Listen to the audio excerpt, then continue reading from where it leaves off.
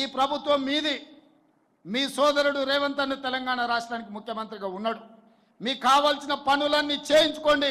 చేయించుకోకపోతే అది మీ తప్పు అవుతుంది, నా తప్పు కాదు. మీరు అడిగింది ఇవ్వడం నా కర్తవ్యం.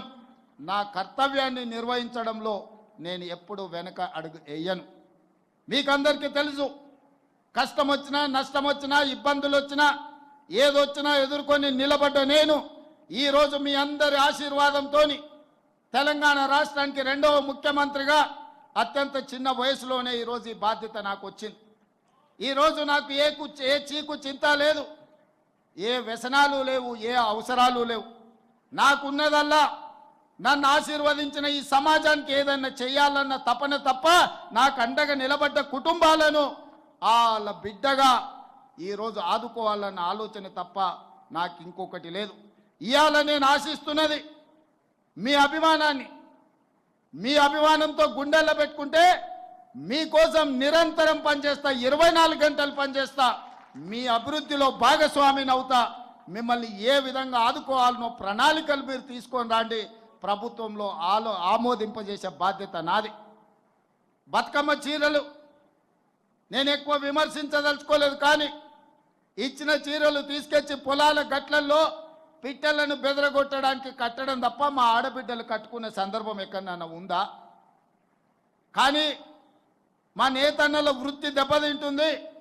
వాళ్ళకు అంతకుముందు ప్రభుత్వం ఆర్డర్లు ఇచ్చింది, ఈ ప్రభుత్వం వచ్చింది అని ఆపితే అప్రతిష్ట పాలవుతామని చెప్పి మా ప్రిన్సిపల్ సెక్రటరీ గారు, మా ఎరావత్ అనిల్ గారు, అదేవిధంగా మా తుమ్మల నాగేశ్వరరావు గారు నా దృష్టికి వచ్చారు.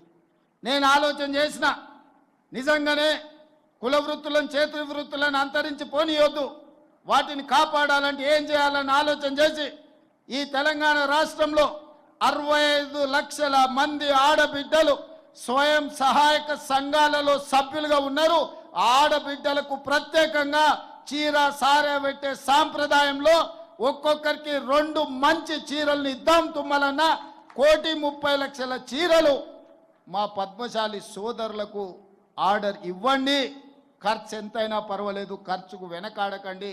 ఆనాడు బతుకమ్మ చీరలకు 250 రూపాయలు ఖర్చు పెడితే నాకు తెలిసి ఈరోజు 500 నుంచి 600 రూపాయలు ఆ చీర మీద పెట్టుబడి పెట్టి ఈరోజు మనం 600 కోట్ల రూపాయల ఆర్డర్స్ ఈరోజు పద్మశాలి సోదరులకు ఇవ్వడం జరిగింది.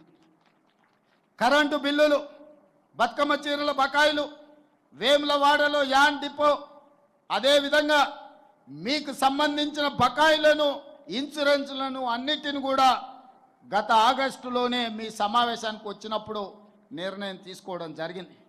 ఇక ఈరోజు ఈ సమావేశం బలహీన వర్గాలకి వేదిక మీద నుంచి మా పద్మశాలి సోదరులకే కాదు, బలహీన వర్గాలకు నేను విజ్ఞప్తి చేయదలుచుకున్నా.